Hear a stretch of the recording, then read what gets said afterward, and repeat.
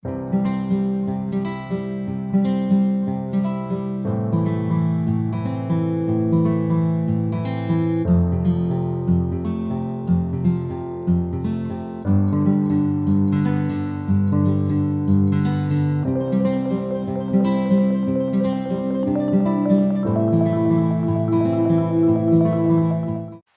pessoal, tudo bem? Estamos aqui novamente depois de um longo intervalo de tempo, porque realmente eu estou há alguns dias sem gravar um vídeo novo, porque como eu já havia anunciado aqui, tem períodos que eu estou muito entusiasmado e acabo assistindo vários filmes, às vezes 2, 3, 4 filmes no dia só, ou então leio muito rápido, e nessa última semana, devido a uma série de fatores, eu acabei não me dedicando à leitura ou a assistir um ou outro filme em especial. Primeiro, porque eu resolvi deixar essas revistas ou livros menores para terminar ou realizar a leitura no período nos quais nós finalmente retornemos, espero que em breve, para o trabalho, para a faculdade de forma presencial. Geralmente eu aproveito o intervalo do almoço, algum horário vago, o tempo que eu fico ali no ponto de ônibus, no terminal, para ler um pouco, para adiantar a leitura.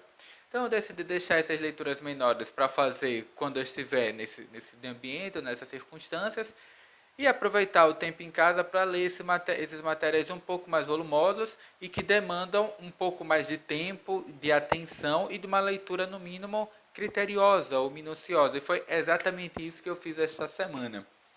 Para comemorar o 50º vídeo, porque por incrível que pareça, eu estava conferindo ontem, caramba, eu já tenho 49 vídeos postados aqui no YouTube. Se cada um tiver ali numa média de 25 minutos, 25 vezes 50 vídeos. Quantas horas de vida eu já tenho aqui, né? Mais de 10 horas, 15, 16 horas, uma coisa assim. É muito tempo falando bobagem. Por isso que eu resolvi fazer a leitura dessa obra, que há muito tempo chama a minha atenção, mas em relação à qual não tive a oportunidade de ler. Porque, de fato, quando ela foi publicada, ela era muito cara, tinha um valor assim, bastante elevado, e, para ser honesto, eu nem sabia que ela estava disponível no mercado editorial brasileiro. Eu me recordo que ali no ano de 2000, de 2001, ela foi adaptada para o cinema. Eu não cheguei a assistir o filme, a versão para o cinema, assisti quando ela saiu na TV aberta, quando ela foi exibida pelo SBT, se não me engano. E à época eu não achei um filme, não quero, não vou cometer o erro de rever esse filme. Não tenho a menor vontade de rever esse filme. Mas eu sei que à época cheguei a assistir mais 4, 5 vezes. Eu assisti repetidas vezes. Era um filme de aventura que reunia uma série de personagens ficcionais da literatura vitoriana, ou seja, ali dos finais do século XIX. Eu gostei do elenco, gostei do trabalho de maquiagem, de construção dos personagens. Eu não achei um filme tão ruim assim quando eu assisti. Claro que hoje eu já escuto muita gente falar mal desse filme, de atores que se arrependeram de ter trabalhado nesse filme, mas pelas minhas recordações eu gostei muito do filme. Eu sei que certamente é um daqueles filmes horrorosos, mas eu sei que em 2000 e 2001, quando eu assisti o filme, eu gostei muito. E não vou cometer o erro de assistir esse filme mais uma vez. Vou ficar só com essa memória aqui das histórias em quadrinhos, que é nada mais, nada menos, como vocês já sabem, que A Liga Extraordinária 1898. Na verdade, ela foi trazida aqui para o Brasil pela editora Devir, e o primeiro contato que eu tive com ela foi no cinema, aliás, na TV, né, na TV aberta. Quando ele foi exibido, a propaganda informava que era uma adaptação de uma revista que contava com o roteiro do, do famoso Alan Moore. Eu sei lá quem é Alan Moore, sei lá quem é esse cara. Mas na época eu gostei muito, eu sabia que era uma adaptação de uma história em quadrinho. Eu me lembro que havia uma loja que vendia artigos que hoje nós chamaríamos de nerds, né? Na verdade, é uma loja especializada em venda de produtos para RPG. E casamento eu passava por lá para ficar namorando os livros, os materiais básicos para RPG, porque livro no Brasil sempre foi uma coisa muito cara e dificilmente ali na minha adolescência eu tinha dinheiro para comprar alguma revista, algum livro. mas sempre que eu ia à cidade, eu passava por essa loja para ficar olhando na vitrine os livros, as revistas, etc. Né? Essa livraria não existe mais. Eu lembro que uma das vezes que eu passei por lá havia um volume 1 encadernado da Liga Extraordinária, mas esse que eu acabei comprando, publicado pela Devir, eu até vou mostrar que ele é o roteiro é do Alan Moore e a arte é de um cidadão chamado Kevin O'Neill. É um livro gigante, até pesado. Você tem que ler, entre aspas, com ele recostado. Eu coloco uma almofada no colo e coloco o livro em cima da almofada. Ou senão eu me sento à mesa e coloco um outro livro menor, assim, de apoio do lado, para ele não abrir muito, que eu fico com medo dele rasgar, porque é um livro gigante. Mas, olha, um negócio desse deve ter uns 700 gramas, ou até mais. Tanto é que ele está um pouquinho torto, olha. Quando eu coloco assim, dá para perceber que ele vai... Acho que a impressão é que ele fica torto, mas não é, está retinho. É Liga Extraordinária 1898, que conta aqui com personagens principais. Né? Eu até anotei, porque são vários. Tem o Moriarty, que é um inimigo ali clássico do Sherlock Holmes, que a história ela se passa no período no qual esse detetive célebre inglês havia morrido. A Scotland Yard, né, e o governo inglês pensavam que ele havia morrido ali num confronto com Sherlock Holmes, mas não, ele estava vivo. E elaborou uma trama dessas bem mirabolantes para, entre aspas, derramar uma espécie de fogo verde sobre a cidade de Londres, espalhando o caos, a desordem e a baderna. Né? Ele tinha esse plano para, entre aspas, destruir boa parte ali da cidade de Londres, e o governo londrino, né, ou aliás britânico, reúne, entre aspas, um grupo ali de elite, né, com seus compatriotas mais valorosos para combater essa ameaça. E nos extras do livro, da revista, que é um caso à parte, que eu nunca vi um livro, uma revista com tanto material extra, e com material extra tão relevante para a compreensão e para a ampliação da compreensão da trama, quanto esse encadernado da Liga da Justiça, ou Liga Extraordinária, 1898, como esse. Porque nos textos extras, que na verdade são dois contos gigantescos, né, de autoria do Alan Moore, ele conta que essa iniciativa da Liga Extraordinária existe desde o século XVIII, apenas o Império Britânico ele muda os integrantes. E nessa versão que aparece na revista, ela é composta pela Mina Murray, que é, entre aspas, a viúva do Jonathan Harker, que é o personagem, entre aspas, protagonista do romance do Bram Stoker, né, que é o Drácula. Tem o Alan Quatermain, que eu só conheço do cinema, apesar de eu saber que ele veio da literatura. Tem o Capitão Nemo, que é esse indiano.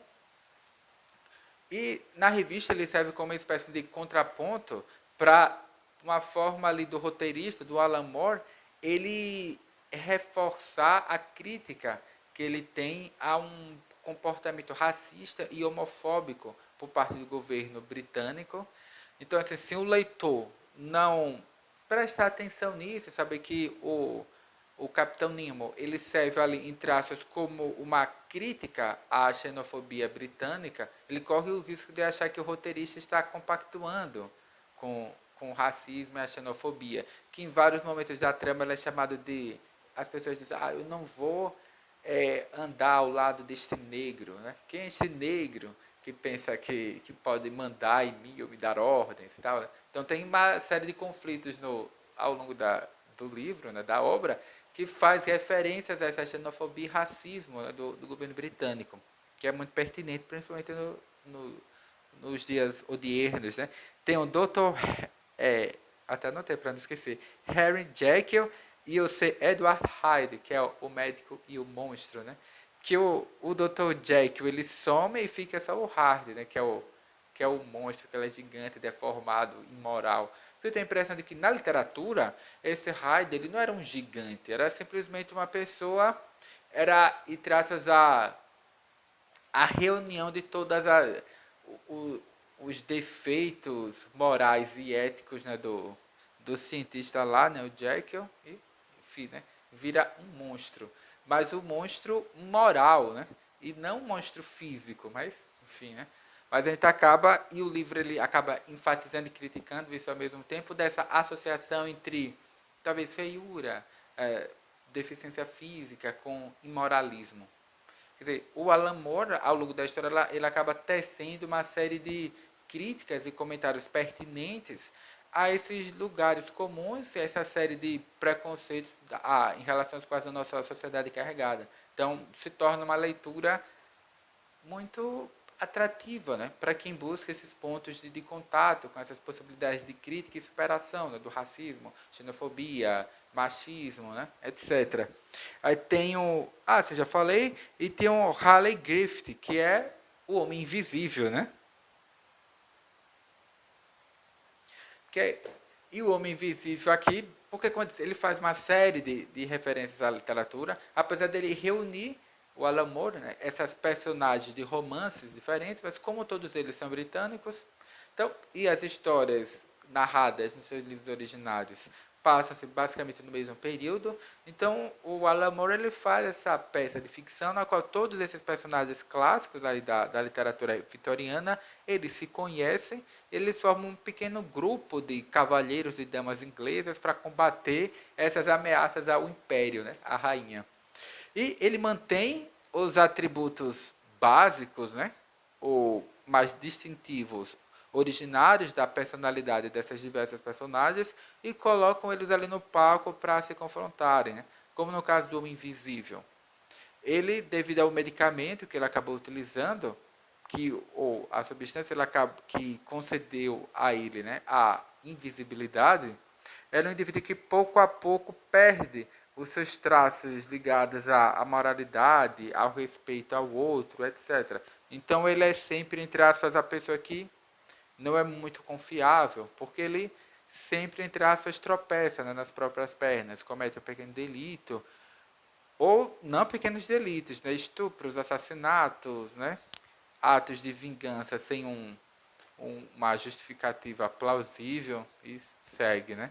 E ele tem um final que, assim, que é bem chocante e inesperado, que eu não vou contar, porque assim, como ele é, entre aspas, o homem invisível, se ele for espancado, estuprado, estripado, você não vai ver que ele é invisível, né?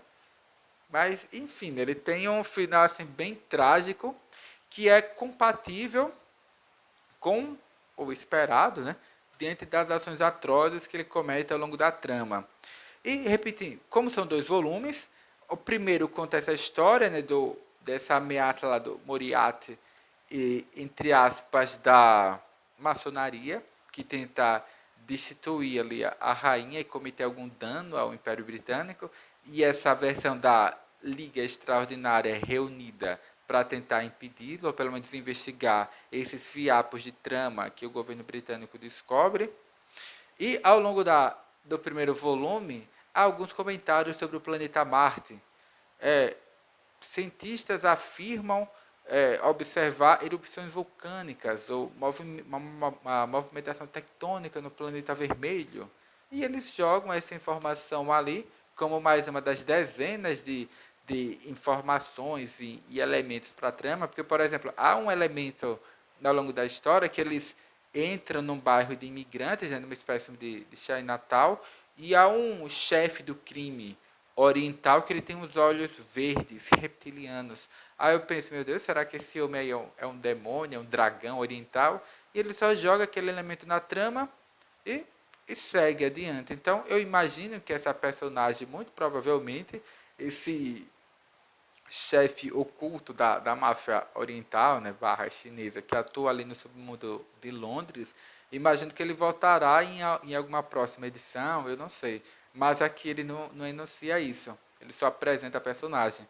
Eu suspeito disso e torço para que aconteça no futuro, porque há outros volumes da Liga Extraordinária, porque essa referência a Marte que eles pincelam ou jogam de forma aparentemente aleatória para compor essa aquarela maior da Liga Extraordinária, depois é retomada como elemento central da trama do volume 2. Porque, como eu comentei, essa edição aqui da Liga Extraordinária reúne os dois primeiros arcos da história, né? Voltando. E o segundo ele é centrado em, em dois romances clássicos ali da virada do século XIX e ambos do mesmo autor.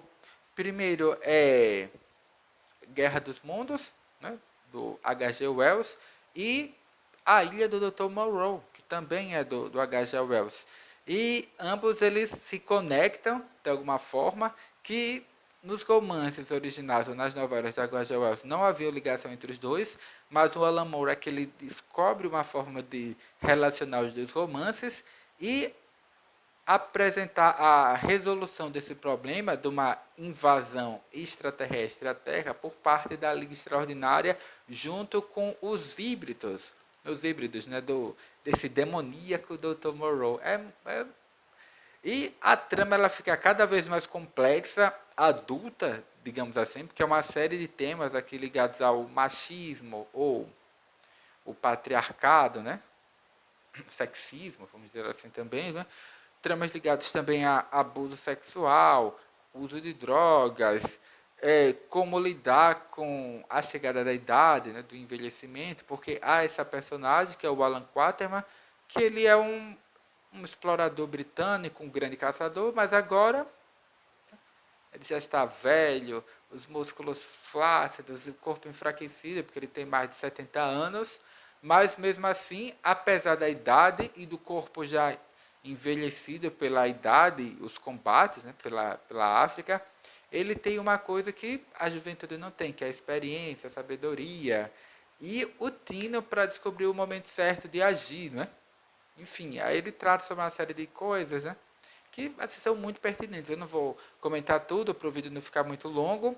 E a forma, e eu acho muito bacana, porque quando eles vão para Marte, porque no início do volume 1, eles mostram o planeta Marte. Eles aproveitam para trazer inúmeros personagens da literatura vitoriana que tinham os seus romances, as suas novelas ambientadas em Marte, como, por exemplo, o John Carter, né, que é esse herói americano da Guerra de Secessão, que é enviado para os Estados ou para Marte, né? E o que eu achei curioso é que ele mostra essas diversas tribos dessas sociedades milenares de Marte se confrontando com o inimigo de um outro mundo. Finalmente eles conseguem expulsar esse inimigo, que é uma espécie de polvo alienígena. Ele tem um cérebro gelatinoso gigante e uma série de tentáculos. Eles conseguem expulsar esses invasores de Marte, né, para o espaço, e eles usam a Terra como um espaço de refúgio. Aí corta, os personagens da Liga Extraordinária não sabem sobre esse recorte da história, porque ela se passa, como já não sei, em Marte, e eles observam aqueles cilindros espaciais caindo no interior da Inglaterra, né, nas proximidades de Londres. E, inicialmente, não há nenhum movimento, então eles imaginam inicialmente, talvez seja um, um veículo espacial de uma nação inimiga que estava em fase de teste, ou então simplesmente um meteorito, mas não, na verdade eram esses invasores espaciais tentando se recompor da derrota que eles sofreram em Marte para tentarem agora uma nova campanha de confronto, né? Uma nova campanha militar para a conquista do planeta Terra, né? E a colonização desse mundo.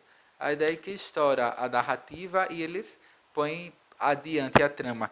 Eu acho que a parte mais importante, o que mais me chamou a atenção aqui na Liga Extraordinária, foi o trabalho gráfico e editorial que a editora Devi fez em relação a esse livro. Primeiro ele vem com uma sobrecapa, que eu só achei ruim porque a ilustração da sobrecapa é igual ao da capa. Então, meio que perde o sentido. Ele vem em traços com uma espécie de tabuleiro de jogo, né, que você pode desdobrar. Né, e há nesse tabuleiro uma série de referências a essa literatura do final do século XIX, que é chamada de literatura vitoriana, de textos, personagens e livros que foram citados ao longo da minissérie, volume 1 e 2 da Liga Extraordinária, e de outros que não foram citados, né? E que talvez sirvam de mote para os próximos volumes, talvez não, ou simplesmente para expandir esse universo cultural e literário que é esboçado na Liga Extraordinária. E eu acho que assim, aquele tipo de leitura que quanto mais leituras prévias o público tiver, melhor, que torna a narração ainda mais rica. Porque é uma série de personagens que aqui são apenas citados, eles aparecem como personagens coadjuvantes na trama e, se você tiver um conhecimento prévio, eles se tornam ainda mais curiosos. Como essa questão da Mina. Mina, Man Ray, né?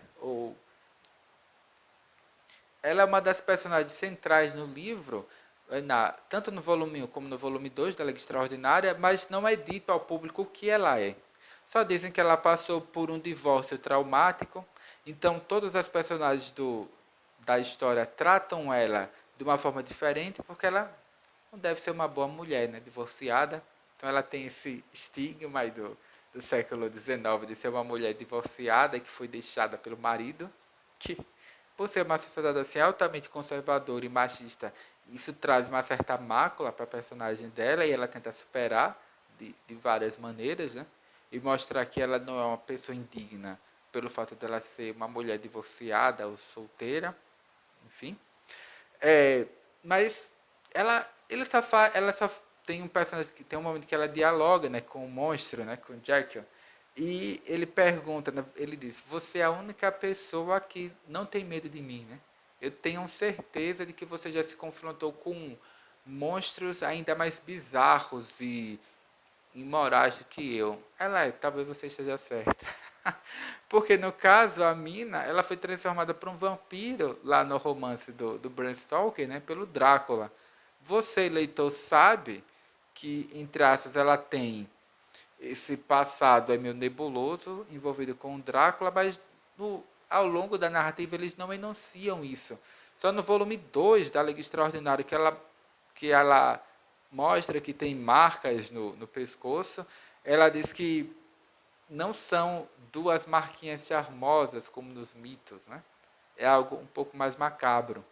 Mas eles não aprofundam isso na narrativa, repetindo. Você, leitor, que conhece essa personagem do romance do Bram Stoker, do Drácula, sabe que ela tem um background que é muito interessante e curioso, que poderia ser usado aqui nesses dois volumes, mas eles não usam. Então, provavelmente, o Alan Moore estava guardando essa surpresa para ser apresentada em outros, porque aqui o grande destaque na narrativa, pelo menos nesses dois volumes, é justamente para o Hyde, né, que é o monstro, e o Homem Invisível, que é o Ellen Griffith, que no final eles têm um confronto que é, no mínimo, inusitado, né? Mas eu não vou contar, né, para quem quiser ler e tal.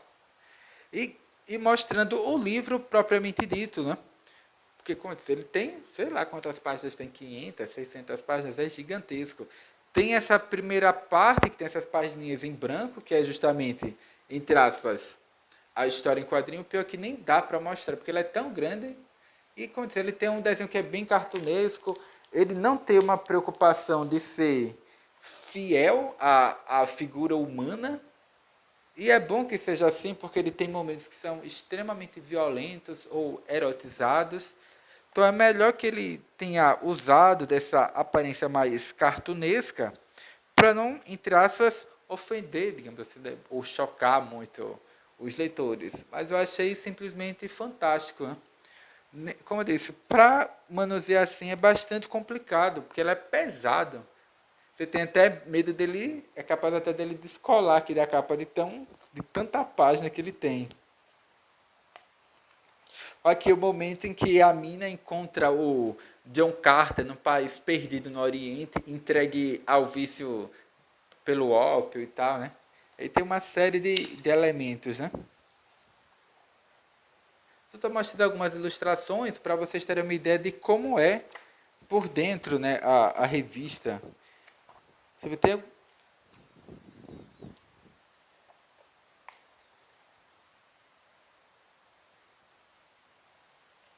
Deixa eu ver alguma do volume 2.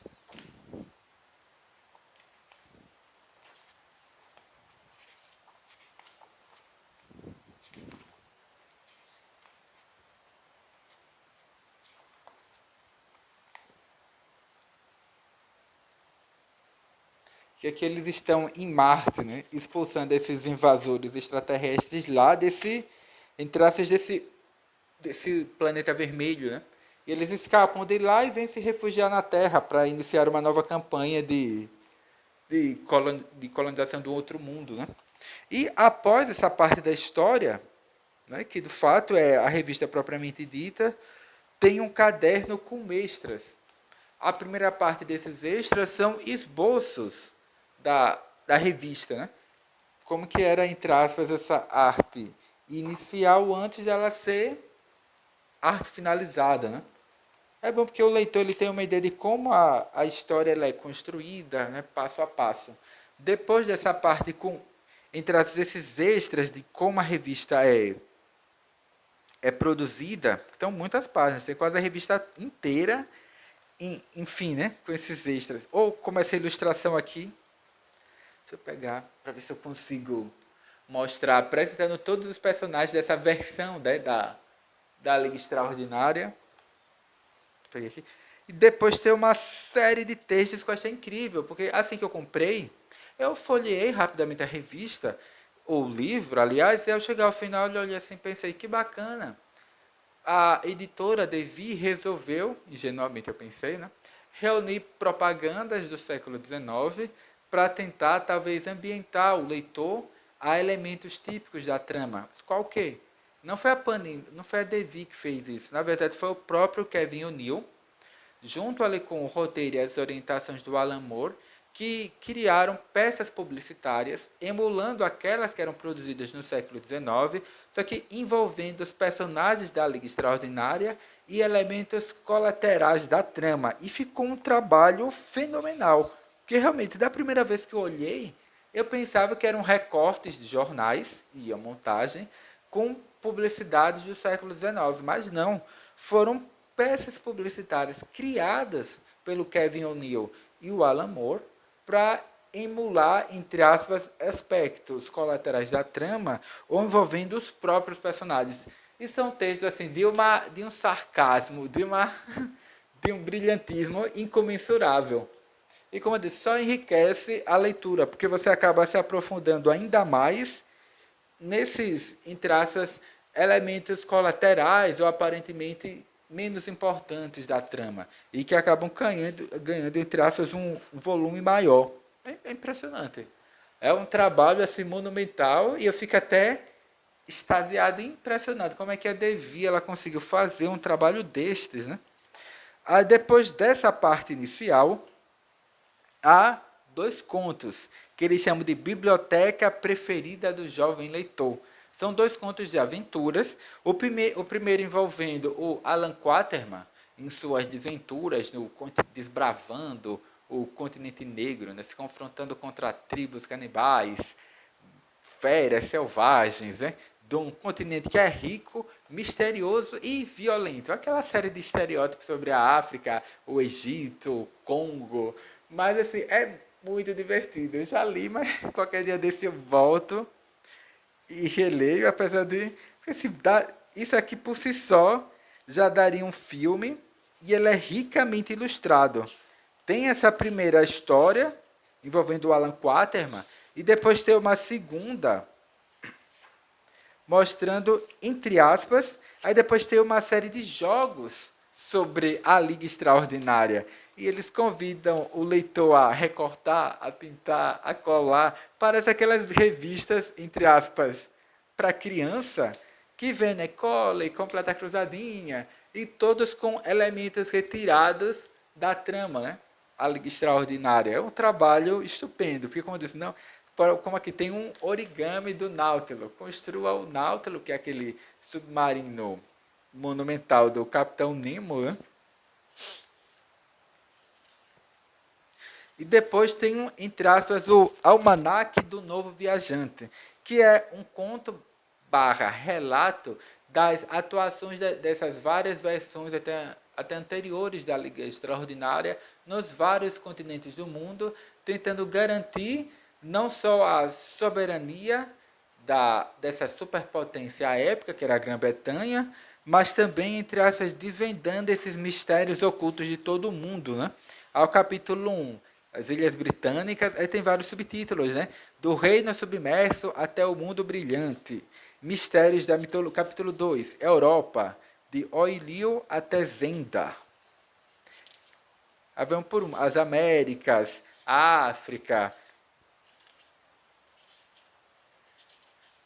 e Oriente Médio, aspectos de um continente negro. Aí vai, é muito texto, eu fico pensando assim, e são todos elementos complementares a essa narrativa principal e monumental. E, por fim, depois de você atravessar isso tudo, ainda tem, entre aspas, um caderno com as capas da Liga Extraordinária, que eu fico até com medo aqui de mostrar, para o vídeo não se tornar muito longo, porque foi uma coisa que eu senti falta. Porque ao longo da leitura, acabou aí, volume 1, volume 2, volume 3, sim, cadê as capas dessas revistas? Como é que eram a apresentação delas para o público original? E não tinha. E eu senti essa falta, né? E quando eu cheguei aqui no final da revista, eu vi que todas as capas originais elas foram compiladas num volume único, que é fantástico. Acho que é um trabalho à parte, né? Capas duplas, pôsteres. Você fica aqui a semana inteira só observando. E são ilustrações muito bonitas, às vezes muda o estilo, né? A caracterização das personagens é muito bom. E tem a capa, né, do primeiro volume, do segundo volume, que são aqui apresentados, né, dos encadernados, capas variantes deles, tem de tudo. Tem uma, em traças, tem caricaturas do Alan Moore, né, que é que é um feiticeiro moderno, né? Eu acho incrível a forma como eles são, como ele mesmo, como ele é caracterizado aqui. E no final tem um envelope com uma série de materiais extras também. Deixa eu ver se eu consigo pegar todos, que são com cartões postais com ilustrações dos personagens da Liga Extraordinária. Não, na verdade é que tem uma caricatura mesmo do Alan Moore, né?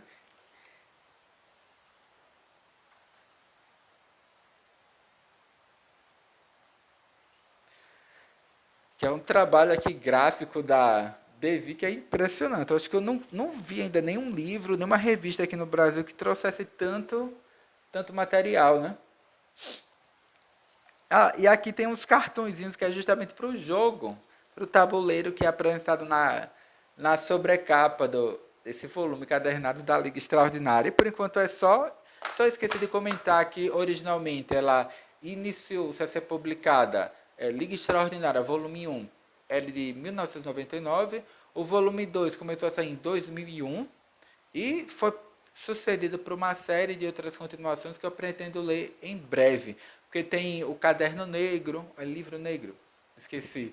Tem Liga Extraordinária, Século Completo e mais alguns, né? Tem um com histórias protagonizadas pela filha do Capitão Nemo, mas esse eu ainda não tenho. Porque aqui no Brasil eles saem em volumes separados e eu espero que no futuro próximo a Devi ela encaderne esses volumes que inicialmente eram separados para ter uma coleção, entre aspas, padronizada, né, da Liga Extraordinária. E como é que se diz, no texto introdutório, no prefácio à obra, um dos editores ele comenta que originalmente esse volume encadernado, dos volumes 1 e 2 da Liga Extraordinária, eles vinham com, se não me engano, não sei se era uma LP ou um CD, eles cogitaram em trazer aqui para o Brasil essa edição junto com esse LP, não sei se era uma LP ou um CD, que saiu originalmente com a obra, mas quando eles orçaram perceberam que ficou muito caro e que eles tinham esse desejo de talvez numa próxima reedição eles lançarem a Liga Extraordinária junto com esse LP ou CD. Eu acho muito difícil, especialmente pelo aumento dos custos da produção desse tipo de material. Mas, mesmo assim, acho que eu recomendaria que vocês não assistissem o filme Liga Extraordinária e, se possível, tentem ver ou ler através de uma versão digital, ao menos, o Liga Extraordinária, que é um trabalho fantástico aqui de criação narrativa do Alan Moore e dessa arte do Kevin O'Neill que, por não tentar ser realista, permite uma sobrevivência do leitor às páginas, porque ela conta uma história que em alguns momentos é excessivamente violenta, ou trata de elementos ligados à sexualidade, ou a monstruosidade moral da conduta humana, que se fosse mostrado como uma arte realista, talvez espantassem o público. Acho que pouca gente ia conseguir terminar a leitura se ela contasse com uma arte mais realista e visceral. Então, acho que eu preferi essa versão mais cartunesca das personagens, porque pelo menos não torna a obra tão brutal quanto ela soaria se fosse, entre aspas, um trabalho artístico, pelo menos graficamente realista. Por enquanto é só que a Liga Extraordinária é uma obra que merece ser lida e relida, sem apreciado aos poucos, em especial pela quantidade de referências que a obra traz. E, por enquanto é só, quem tiver curiosidade e vontade de comprar a Liga Extraordinária, eu acho que vale a pena para ter aí na biblioteca, apesar de no momento eu não ter muita vontade de ler os próximos volumes da Liga Extraordinária e estar ali de olho numa outra coisa, que é de duas uma. Ou o Sonhar, que é um jogo de RPG que eu nunca joguei, eu só comprei o livro e li, eu queria reler, porque eu comprei porque eu achei um livro lindo. Ou então A Crise das Infinitas Terras, ali, que é uma como é que se diz? Uma minissérie da DC publicada no final dos anos 80. Aí eu não sei qual que eu leio. Primeiro, acho que vou ficar com a Crise das Infinitas Terras, porque eu quero ler ou reler Batman, ano 1, do Frank Miller. Eu quero ler o Superman, lá também do finalzinho dos anos 80. Aí realmente eu queria ler. E tem também uma minissérie do Alan Moore, roteirizando ali, entre aspas, o Superman, né? O que aconteceu com o Homem de Aço, que é, entre aspas, um final para o Superman, né?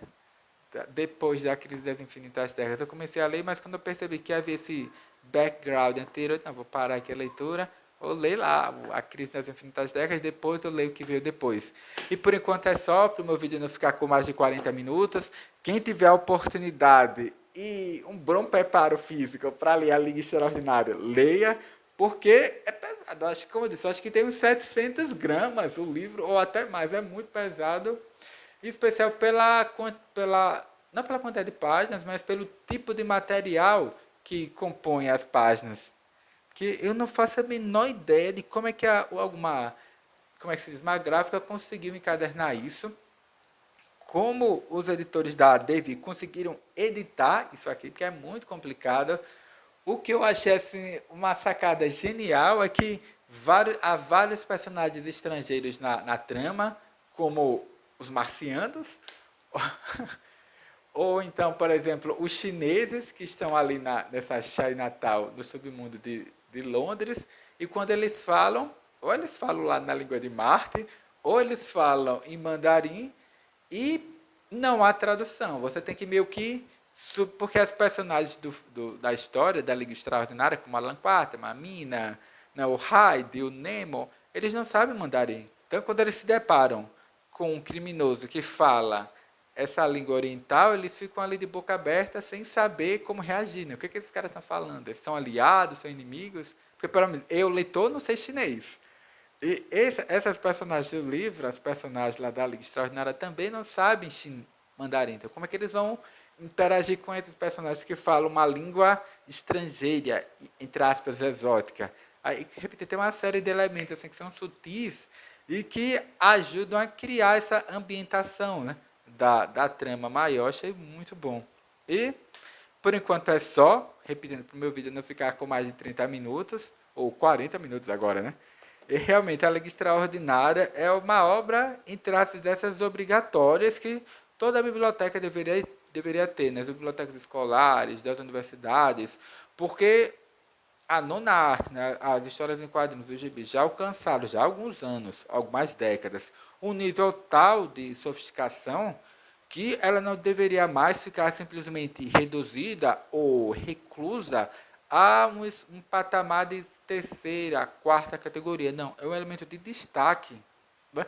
Para compreender minimamente a produção cultural do mundo contemporâneo, é fundamental conhecer essa mídia também, que, assim como todas as outras mídias analógicas ou impressas, né, físicas, também passa por reformulações e ameaça talvez a sua subsistência, né? E por enquanto é só, até breve. Oh, é difícil me despedir aqui da Liga Extraordinária, porque é uma série de comentários que poderia ser feito para ela. Porque, repetindo, esse trabalho aqui gráfico da Devi, de compilar todos esses materiais extras, essa sensação, como eu posso chamar, de sinestésica, né? Porque cada parte da trama, cada parte da história, ela é trazida num papel diferente, num tipo de cor diferente, que talvez, que obviamente, numa versão digital, ficaria inviável, impossível para o público entrar em contato. Então, de fato, essa experiência maior de imersão na obra Liga Extraordinária, uma versão, por exemplo, digital, jamais trará. Porque ela, de certa forma, ela exige papel, o contato com papel. Porque como toda a trama é ambientada no final do século XIX, quando chega no final da obra, e ele traz esse papel amarelado, essa série de recortes entre aspas, de jornais com propagandas envolvendo as personagens ou elementos da trama que você pode parar, voltar rapidamente e comparar, ver em que partes da narrativa que aqueles produtos poderiam ter sido usados pelas personagens, é uma coisa que, sinceramente, numa leitura digital ou de um livro digital não seria possível. E fora os mimos, digamos assim, que a Devi acabou encadernando ou trazendo junto com essa edição, como os cartões postais, que eu mostrei, um tabuleiro de jogos, que como é que você vai jogar ali isso, né, através de um quadrinho digital, de um arquivo digital? Seria, entre aspas, impossível, ou pelo menos uma experiência radicalmente diferente. E agora sim, finalmente, por enquanto é só. Quem tiver curiosidade, acho que é uma leitura que eu recomendo, da Liga Extraordinária, em especial para quem gosta desses romances vitorianos, como a Drácula de Bram Stoker, o Frankenstein, essas aventuras do Sherlock Holmes, e assim como dezenas de outros romances, de outras novelas. Repetindo, finalmente, agora é o final. Por enquanto é só, até o próximo vídeo, e finalmente o 50º vídeo. Depois eu vou até fazer as contas de quantas horas eu já passei falando aqui com a câmera. Né? Até mais, até breve, boa sorte.